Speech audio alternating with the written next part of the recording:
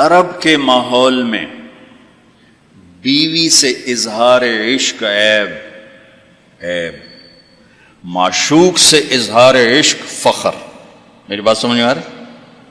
بیوی سے محبت کا اظہار عیب تھا، رن مرید زن مرید، تو ہمارے ہاں بھی ہے، اور معشوق سے عشق یہ ایک فخر کی بات تھی۔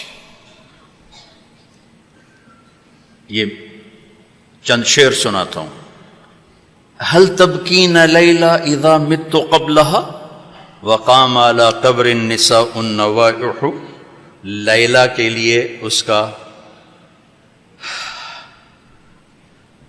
مجنون، ہم تو مجنون کہتے ہیں، اس کا نام تھا توبہ، توبۃ ابن السم الخفاجی، عراق کا قبیلہ تھا۔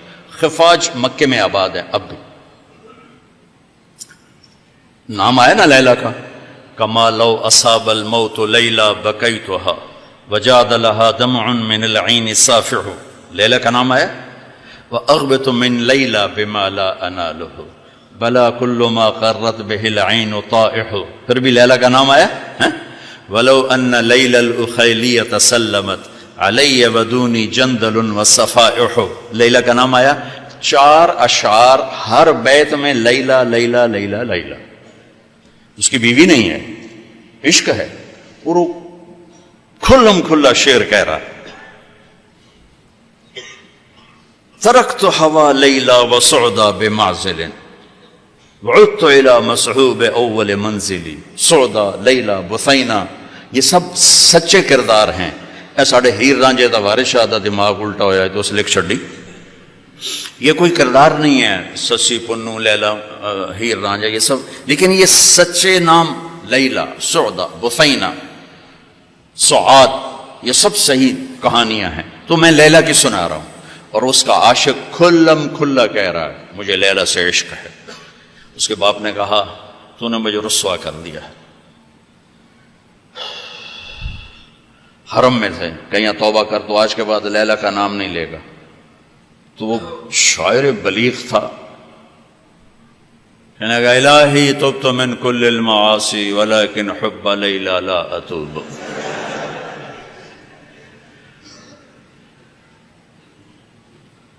اللہم لا تسلبنی حبها ابدا ویرحم اللہ عبدا قال آمین۔ یہ 2 شعر پڑھ کے ابے کو سنا دیا کہ یا اللہ ہر گناہ سے توبہ، لیلا کی محبت سے نہیں، جو میری دعا پہ آمین کہے اس کا بھی بھلا کر دے۔ یہ میں نے آپ کو عرب کا ماحول بتایا۔ اس ماحول میں کسی کا کہنا مجھے بیوی سے پیار ہے جگر گردے کا کام۔ یہ بات سمجھ میں آ گئی؟ اب سنو، مسجد میں محفل ہے اور میرے نبی سے ایک شخص پوچھتا ہے یا رسول اللہ من احب الناس الیک، آپ کو سب سے زیادہ کس سے پیار ہے؟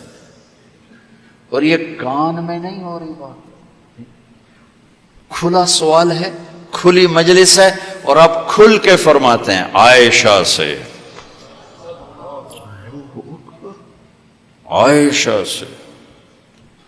وہ سائل بھی ہل گیا، سننے والے بھی ہل گئے، بھی ایک ہی بڑی۔ اس نے جلدی سے سوال بدلا، یا رسول اللہ میرا مطلب ہے کہ مردوں میں سے کون پیارا ہے؟ تو آپ نے نبض اس کی دیکھ لی، تو اب آپ نے کہنا تھا ابو بکر سے، تو آپ نے کہا عائشہ کے ابا سے، ابوہا عائشہ کے ابا سے۔ میرے بچوں، میرے محترم اساتذہ و مفتیان، یہ زندگی پڑھانے کی ہے جو ان کے کام آئے گی۔ انشاءاللہ رفع یدین کرنے والے بھی جنت میں جائیں گے، نہ کرنے والے بھی جائیں گے۔ اگر کبائر سے اجتناب ہے، محرمات سے اجتناب ہے، تو اونچی آمین کہنے والی بھی جائیں گے، پست آمین کہنے والی بھی جائیں گے۔ یہ تو مختلف ہی چیزوں میں جنت جہنم کا پھر معیار نہیں رہ جاتا، پھر اولا غیر اولا کا معیار رہ جاتا ہے۔ لیکن جو چیزیں میں آپ کو زندگی کی بتا رہا ہوں، ان پر جنت اور جہنم کے فیصلے ہونے والے ہیں۔ تو اپنے گھروں کو اگر آباد کرنا ہے تو اپنے نبی والے خوبصورت اخلاق اپناؤ، جس سے میرا گھر آباد ہوگا، آپ کے گھر آباد ہوں گے۔ ایک آیت سنا دیتا ہوں جس میں پوری زندگی موجود ہے۔ ہن لباس لکم وانتم لباس لہن، تمہاری بیوی تیرا لباس ہے۔ یہ اس سے تشبیہ ہے. آپ کا کیا خیال ہے؟ میں ابھی کپڑے بدل کر آیا ہوں، اس پر میں چائے گراؤں گا؟ خود سالن گراؤں گا؟ بلکہ وہ ضیافت میں جب کپڑے پہنے ہو نا دھلے ہوئے، تو ہم آستینیں چڑھا کے کھانا کھاتے ہیں کہ کہیں آستین سالن میں نہ ڈوب جائے. سامنے ہم کوئی رومال رکھتے ہیں کہ اس پر کوئی سالن کا قطرہ نہ گر جائے، کوئی چائے نہ گر جائے، کوئی داغ لگے تو فوراً دھوتے ہیں. کبھی دیکھا کسی نے اپنا کرتا پھاڑنا شروع کر دیا ہو؟ میں قربان جاؤں، قرآن کیا کلام ہے. ایک لفظ میں پوری زندگی سمجھا دی کہ جتنا لباس کو بچاتے ہو اتنے اس رشتے کو بچا لو تو زندگی آباد ہو جائے. ہن لباس لکم وانتم لباس لہن. اللہ عورتوں سے بھی کہہ رہا ہے کہ تیرا خامن تیرا لباس ہے، اور ہمیں کہہ رہا ہے تیری بیوی تیرا لباس ہے. دونوں کو اللہ نے سمجھا دیا کہ جتنا لباس کی حفاظت کرتے ہو اتنا اس رشتے کی حفاظت کر لو تو گھر آباد ہو جائے. غریب کا بھی مالدار کا بھی. گھروں کی آبادی کا تعلق نہ علم سے ہے، نہ فتوے سے ہے، نہ پیسے سے ہے، نہ فقر سے ہے. گھروں کی آبادی میٹھے بول سے ہے، اچھے اخلاق سے، محبت سے، اظہار محبت سے. ڈاکٹر عبدالحی رحمۃ اللہ علیہ کی پڑھ رہا تھا میں واقعات، تو اس میں انہوں نے خود ہی اپنا ایک واقعہ ارشاد فرمایا کہ میں اپنے ایک مرید کے گھر گیا کھانا کھانے، تو کھانا بہت بڑھیا تھا. تو فرمایا کہ کس نے کھانا بنایا؟ کہا جی بیگم نے. کہا بلاؤ. بلا کر کہا بیٹی آپ نے کھانا بہت اچھا بنایا تھا، آپ کا شکر گزار ہوں. تو اس نے رونا شروع کر دی. تو ڈاکٹر صاحب رحمۃ اللہ علیہ فرمانے لگے بیٹی رونے کی کیا بات ہے؟ کہا حضرت آپ کے مرید کے پاس 30 سال ہو گئے، ایک دفعہ کبھی اس نے نہیں کہا تو نے کھانا اچھا بنایا. بھائیو حوصلہ افزائی کرو، تعریف کرو. دیکھو خوشامد حرام ہے، تعریف تو حق ہے. وہ جو آتا نا اس کے منہ میں مٹی ڈالو، اس سے مراد تعریف نہیں خوشامد. اس میں بڑے اشکال میں رہتا تھا کہ حوصلہ افزائی تو حق ہے، اور یہ آ رہا ہے کہ جو تعریف کرو اس کو منہ میں مٹی ڈالو. تعریف تو حوصلہ افزائی ہوتی ہے. پھر ابن ماجہ پڑھاتے ہوئے میرے سارے سوال حل ہو گئے. یا معاذ ایاک والتمادع فإنہ الذبح. معاذ خوشامد سے بچنا، یہ ذبح کر دینا ہے. یہ جہاں جہاں یہ لفظ آتا ہے تعریف کرے منہ میں مٹی ڈالو، خوشامد خوشامد خوشامد. تعریف تو میرے نبی تعریف کر رہے، اپنے صحابہ کی کتنی تعریف فرما رہے، موقع موقع پر ان کی تعریف فرما رہے ہیں.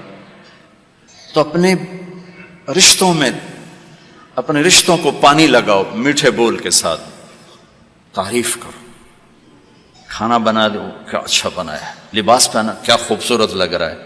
ماں کی تعریف کرو، باپ کی تعریف کرو، استاد کی کرو، استاد شاگرد کی کرے. اس سے حوصلہ بڑھتا ہے.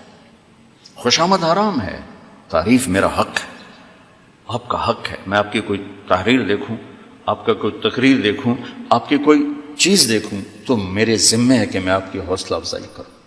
تو رشتوں کو پانی پلانے کے لیے حوصلہ افزائی، تعریف، کمیوں سے درگزر، اس سے میرے عزیزوں گھر آباد ہوتے ہیں. وہ عالم کا گھر ہو، مفتی کا گھر ہو، یا کسی ان پڑھ کا گھر ہو. گھروں کی یہ شکل و صورت 4 دن کا کھیل ہوتا ہے، کشش ختم ہو جاتی ہے. لیکن حسن سلوک، حسن اخلاق ایسا حسن ہے جو ہمیشہ چڑھتے سورج کی طرح چڑھتا ہے، کبھی ڈھلتا نہیں. سورج تو نصف النہار پہ آ کے ڈھل جاتا ہے، اخلاق کا سورج موسم نہیں ڈھلتا ہے، یہ چڑھتا جاتا ہے چڑھتا جاتا ہے. تو اپنے گھروں کو آباد کریں حسن سلوک کے ساتھ، حسن اخلاق کے ساتھ. میرے نبی حضرت میمونہ کے گھر میں تھے. آپ رات کو پیشاب آیا، باہر نکلے، پیچھے آنکھ کھل گئی اماں جان کی، دیکھا بستر خالی، چکر دے دیا ان کو. سوکن پنے نے کہنے لگی اچھا میری باری میں مجھے چھوڑ کر دوسری بیوی کے پاس چلے گئے. وہ سوکن پن کنڈی لگا دی. اللہ کے نبی آئے، دروازہ بند. آپ نے دستک دی، میمونہ دروازہ کھولو. کہا میں تو نہیں کھولتی. آپ نے کہا کیوں؟ کہا مجھے چھوڑ کے دوسری بیوی کے پاس چلے گئے. کہا اللہ کی بندی انی حاقن، حاقن کہتے ہیں زور سے پیشاب آیا. کہا مجھے پیشاب آیا تھا بڑے زور کا. کہا کوئی پیشاب نہیں، مجھے پتا ہے آپ کہاں گئے ہیں. وہ حضرت عائشہ پیشاب ہو رہا تھا. تو آپ نے کہا اب میمونہ انا رسول اللہ، میں اللہ کا رسول ہوں، صرف تیرا خاوند نہیں ہوں، میں کیسے خیانت کر سکتا ہوں؟ پھر ان کو کرنٹ لگا، ہوئی پہلے وہ سوکن پن آئے گا تھا، سوکن، کن کیسے کہتے ہیں؟ لوہے کو تیز کرتے ہوئے، دھار بناتے ہوئے جو چھوٹے چھوٹے ذرات اڑتے ہیں نا، ذرات، اس کو کن کہتے ہیں۔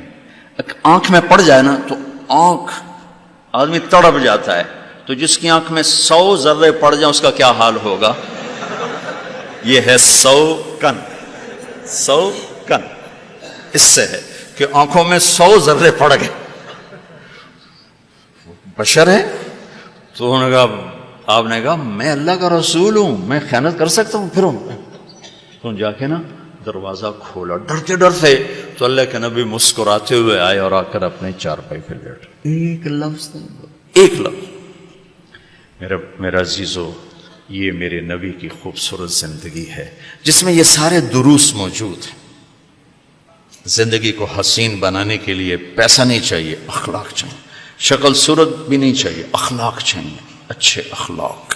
کہ ہم ہیں امین بعد مکہ مدینہ کے تیرا حرم، کھل رہے عرض پر محترم محتشم، تیری مٹی کو چھو جائے جس کی جبی، رب رحمان کا خاص اس پر کرم، چپ چپا تیرا نور کی کہکشاں، تیرا صخرہ و گنبد بہار آفری، تیرا صخرہ و گنبد بہار آفری، قبلہ اولی مشہد مرسلی، تیرے نام سے